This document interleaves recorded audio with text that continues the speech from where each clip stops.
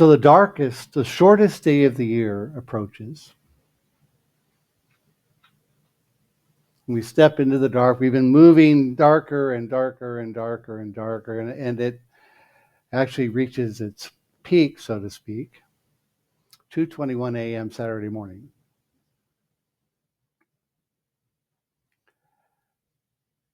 And so how do we handle all this? What does all this mean for us? What does it mean for you? What does it mean for me? All this dark. And then we talk about the light.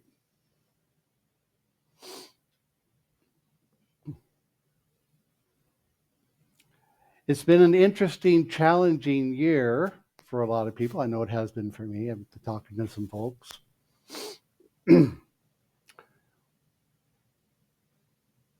Chaos and confusion, and some joy and happiness along the way. Seems that one joins the other frequently, just like the light and the dark. Some would say that they define each other, that they walk hand in hand through this life. You've heard me often say that if you look closely enough at the shadow, it will point you at the light. If you look at it in just the right way, it will show you where the light is. And so it is, I believe, with this time we spend in the dark. There's a reason we have seasons.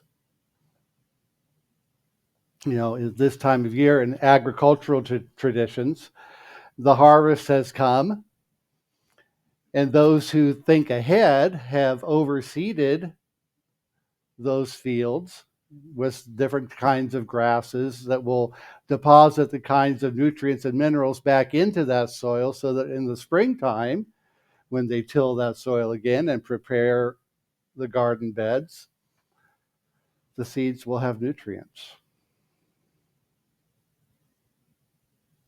The nutrients will have been replaced that were extracted in the previous season. And so it is with us, I believe. We come into these dark times, we take time to rest in the dark, to renew in the dark, to restore ourselves. We sleep, generally speaking, when it's dark. And our body takes the time to renew itself, to rebuild itself. And in our consciousness, in our dream state, we sort things out. Our brain kind of goes into a different phase and things sort themselves out. And all of a sudden in the morning, things seem a little bit clearer than they did the night before, don't they? And all this happens in the dark. Interesting. Now there is that reptilian part of our brain, right, that remembers when we were huddled around in the dark before we knew about fire. And all the strange and scary noises were going on out there in the world, and we were in the cave hiding and huddling around together. And there's a part of our brain that goes, oh my God. And we remember. But we have to say, no. We don't have to worry about that because I have a light switch over there on the wall. Right? Or a flashlight in my phone. What? We have a phone, we have a flashlight all the time now. As long as that phone's charged, so to speak.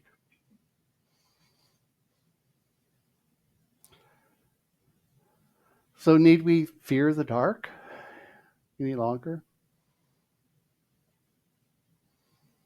I know sometimes, when I'm going through a particularly dark time in my life, sometimes I get a little afraid of the dark because I really don't want to listen to the chitter chatter that's going on in my brain. But if I take the time to go ahead and face that, I remember that demon, so to speak, is not here to scare me. That demon just wants some attention and maybe a hug.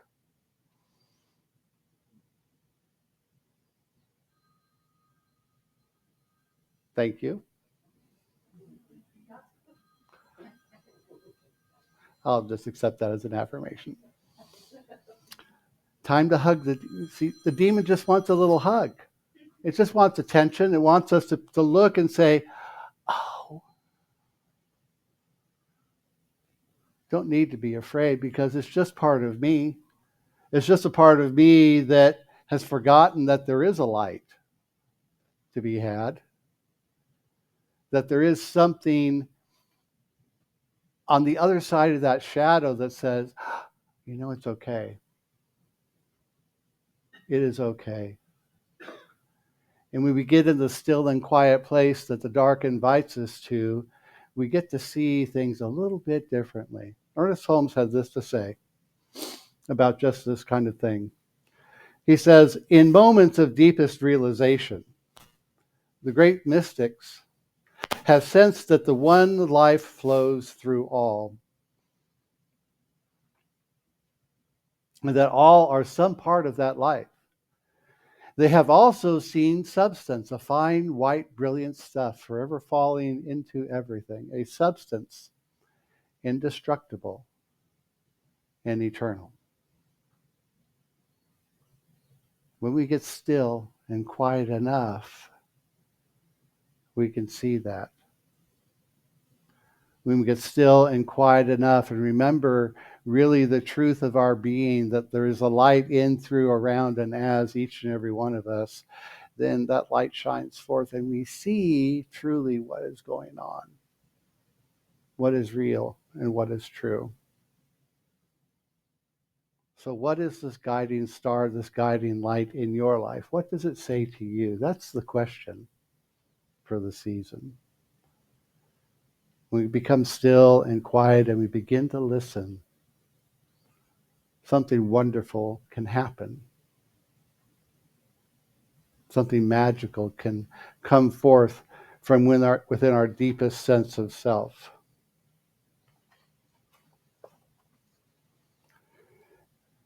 They say it is darkest before the dawn, but is it? Is it really? When we look closely at the shadow and it points to the light, here it comes again, the dark. Like an old friend, here from the beginning, and will always be with us all the way to the end. No longer avoided. It's our friend, embracing us in a timeless dance with renewal and restoration. It has an invitation in its hand to become still, to listen, to breathe, allowing us to attune to ourselves, to attune to the rhythm of the earth, to attune to the rhythm of life and the quiet flow that moves around us at all times. We can retreat to the dark and remember the light. In the quiet and still space, we can renew and remember the spark. We can see the sparkling, glistening star that calls us back to life, calls us back to ourselves.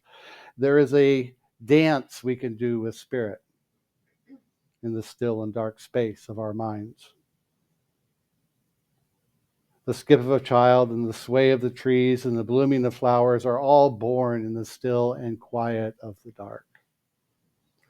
All this and so much more is immersed in the dark and born to the light. All of this we can see with our eyes closed and our hearts open and our minds still. All these gifts are born in the dark and called forth to the sparkling, shining light. It was St. Augustine who said, souls ascend an inward journey to find the divine light. We all seek something. It's part of our divine nature. The wise men of old were seeking what was happening in the solar system, in the skies, coming from the east to the west. Something was rising in the solar system. They had been watching it, And so they were traveling to see it. They were traveling to see it. Some of us seek fame and fortune, love. Spiritual seekers like us seek illumination. Illumination is a lifelong journey, though, isn't it? Filled with twists and turns and starts and stops and pauses and lots of gifts. Lots and lots of gifts along the way. What are we doing with those gifts that we've been receiving? Because we've all been receiving them, haven't we? All of our lives. What have we been doing with them? Ernest Holmes is the author of The Science of Mind. And he says life is ever giving of itself. We must recognize, utilize, and extend the gift. Now, we happen to be in a season of giving right now. What are we doing with the gifts that we've received? The illumination that we've experienced up until now. Are we utilizing those and extending them? Are we shining our light brightly out into the world? I love that this season is filled with symbols. We've got trees and lights and decorations and stars and lots of candles and the gifts. We had tons of gifts under our tree for the kids we collected for. We collected funds and gave lots of gifts to the senior that we adopted. So we've been giving gifts this season ourselves as a community. But have you ever wondered, why do we give gifts this time of year? Just in this little window of time. We don't do it for Thanksgiving. We don't do it for New Year's. We don't do it for the 4th of July, Labor Day, Memorial. Why do we do it this time of year for Christmas and Hanukkah? Well, I was chatting with my nail tech this week, and I asked her if she was ready for Christmas. Common question this time of year. And she said, no, I don't want to do Christmas this year. And I said, why? She said, it's gotten too expensive. The gifts, the parties, the food, it's just gotten too expensive to have Christmas. And wow, I thought about that. Have we allowed the celebration of Christmas to get too expensive?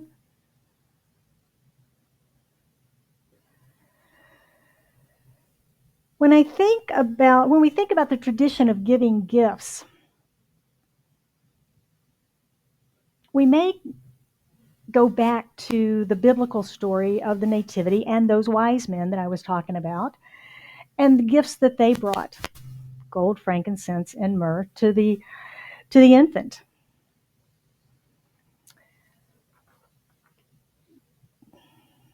Did you get my page?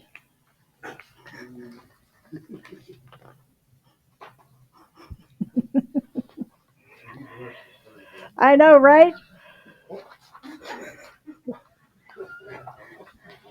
It's like, that doesn't go there. Okay. I'm like, okay. That was fun. That was a first. It's not the first time it's happened, but it was the first time you've done it. So anyway, gold, frankincense, and myrrh, historically, they were simply following custom. It was not that they were inspired. No, I wasn't there. Let me rephrase that. I don't know that it was that they were inspired to take these 3 gifts to the infant. It was custom. If you were traveling from country to country at that time, you took gifts from your country with you to share with folks in the other country you were visiting. So they were following custom.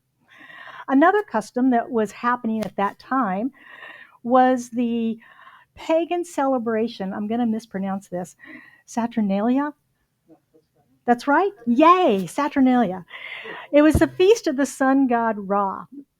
And it was usually held around January 6th. So another celebration at this end of year, solstice time, busy time of year. Almost every faith tradition around the world has some celebration this time of year. Going back to, as Lee was talking, our ancestors and the the light returning and the joy that they felt in the celebration at that time. So originally, the pagans would bring simple gifts. It might be little sprigs off of sacred trees that they would share amongst each other. And then they expanded to foods, maybe the harvest, some of the root vegetables and things, and they shared that. And then it got a little more elaborate, and a little more elaborate, and a little more elaborate. And has it gotten too expensive? Now, the early Christian church leaders moved forward a bit in time. They were trying to convert all the pagans into Christianity, and they kept trying to change the traditions. And the gift giving at that time of year, they're like, no, no, no, no, no, you can't do that. That's a pagan tradition. We're not doing that.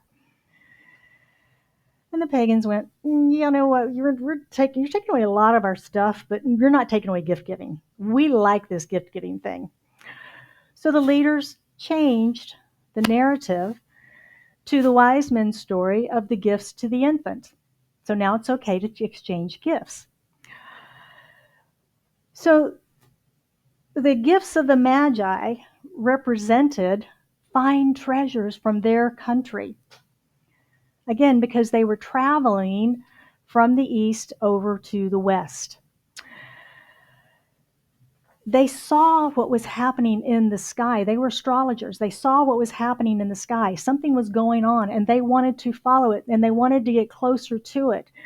Did we have an eclipse this year? A big one? Did a lot of people travel to go and see it and be closer to it? Did you hear any of those stories about what people were saying about the eclipse? Its meaning, end of times, what was going to happen?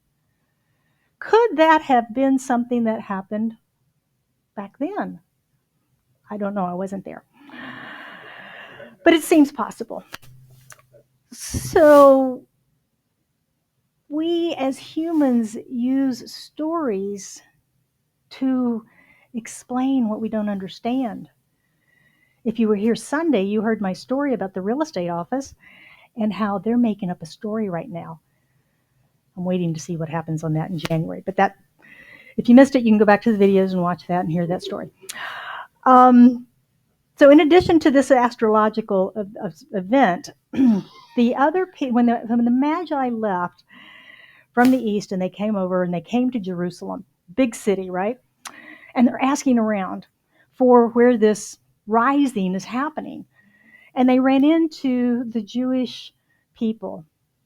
Now they're from the east, so they have different traditions, right? So they ran into the Jewish people.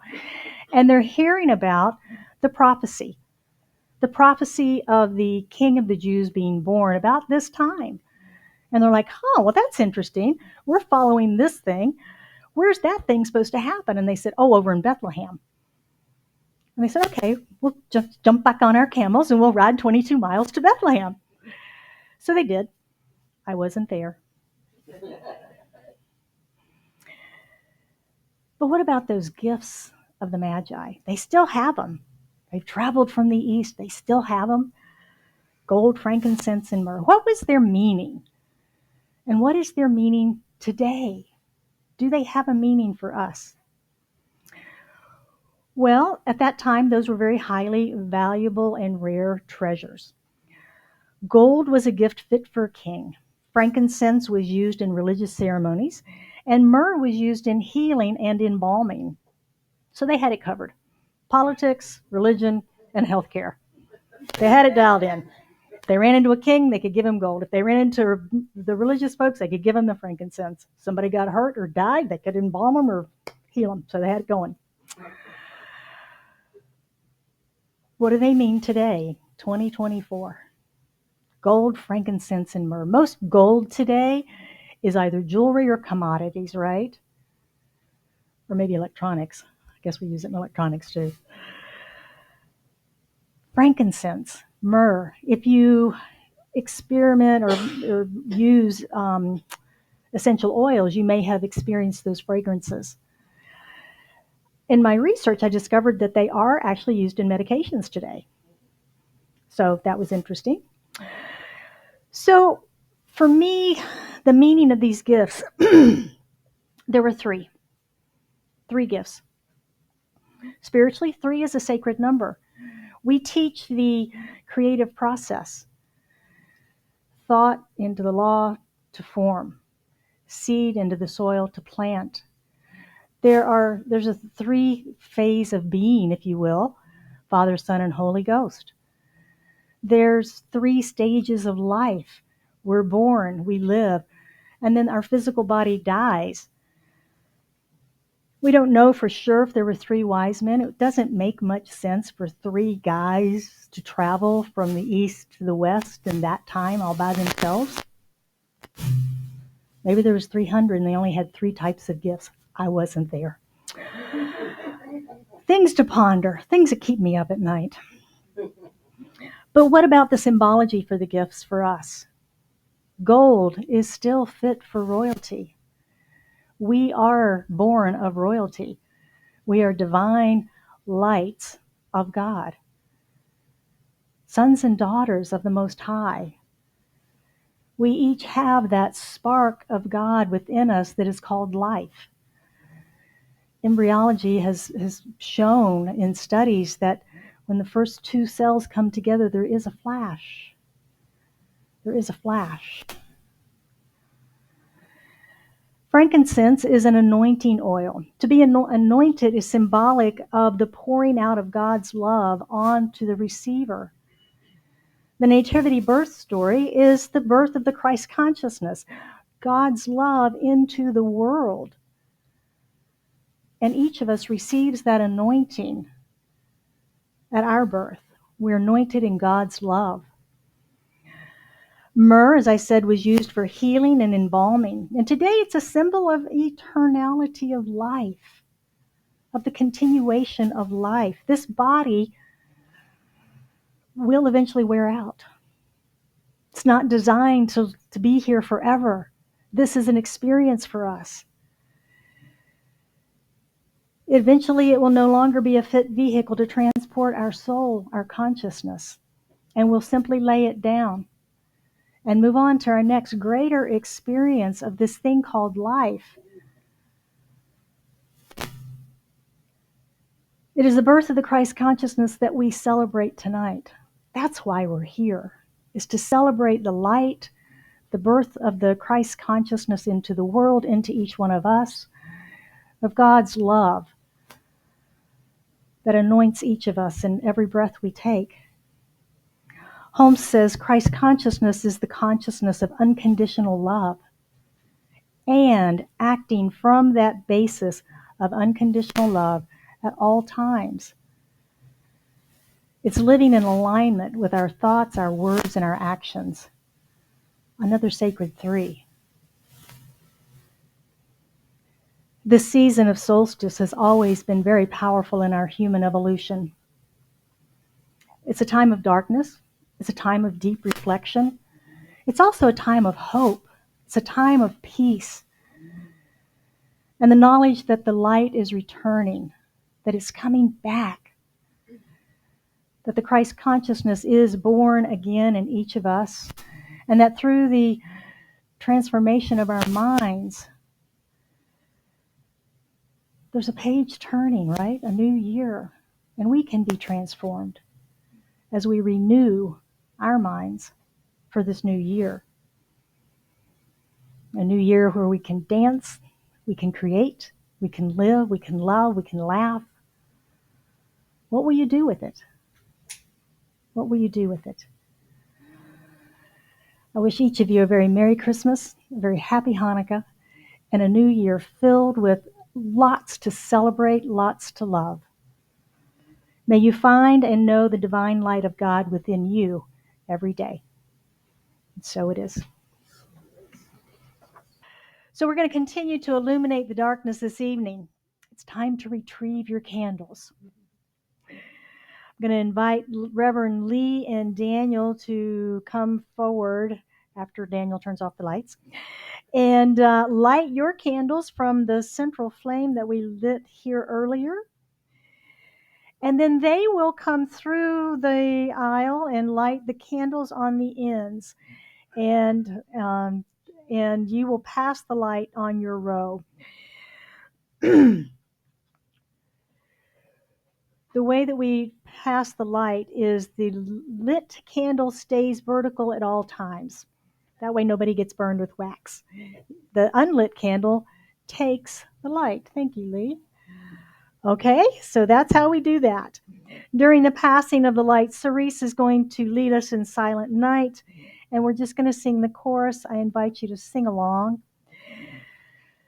Remembering the words of the Buddha, that thousands of candles can be lighted from a single candle, and the life of the candle will not be shortened by sharing its flame. We're inspired to share our flame and our light this evening, and share it around the world. Share it around the world as we recognize the birth of the Christ consciousness within us all. Gentlemen? No? No, not yet.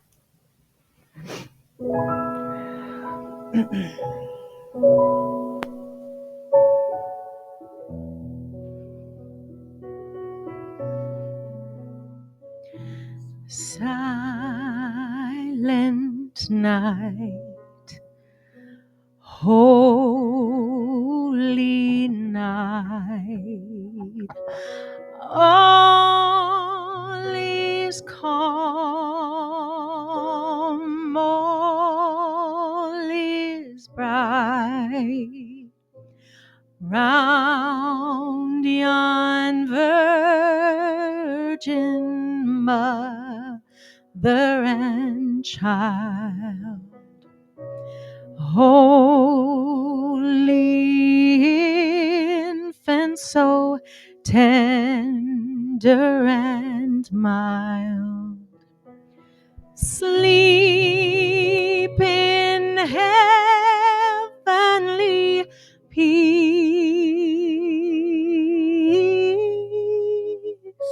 sleep in heavenly peace.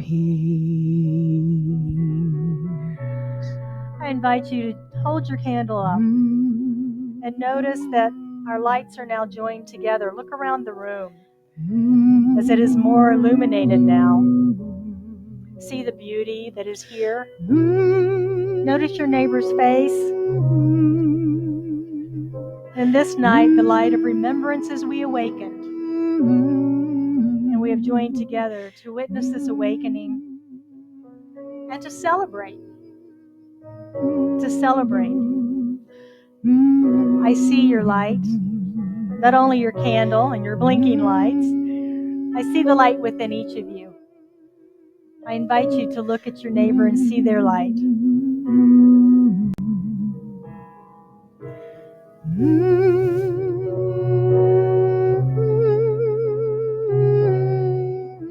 can lower your candles and we'll sing another verse.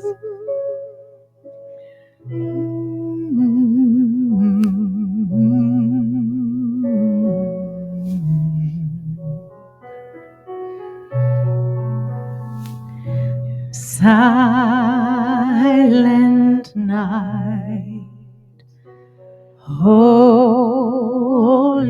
night, all is calm,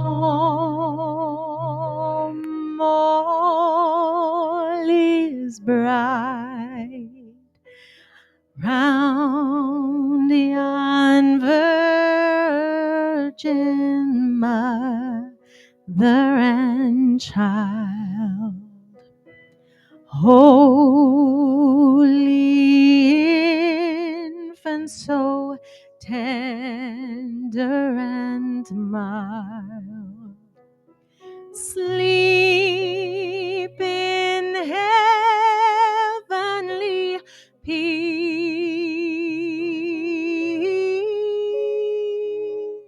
sleep in heavenly peace, sleep in heavenly peace.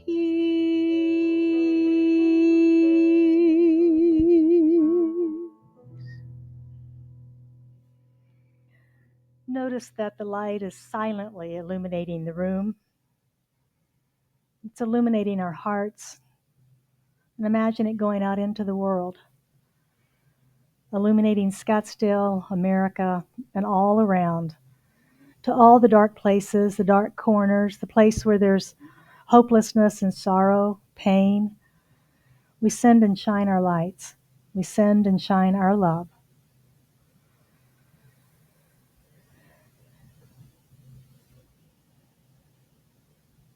Knowing that we can never extinguish our inner light, I invite you to extinguish gently your candle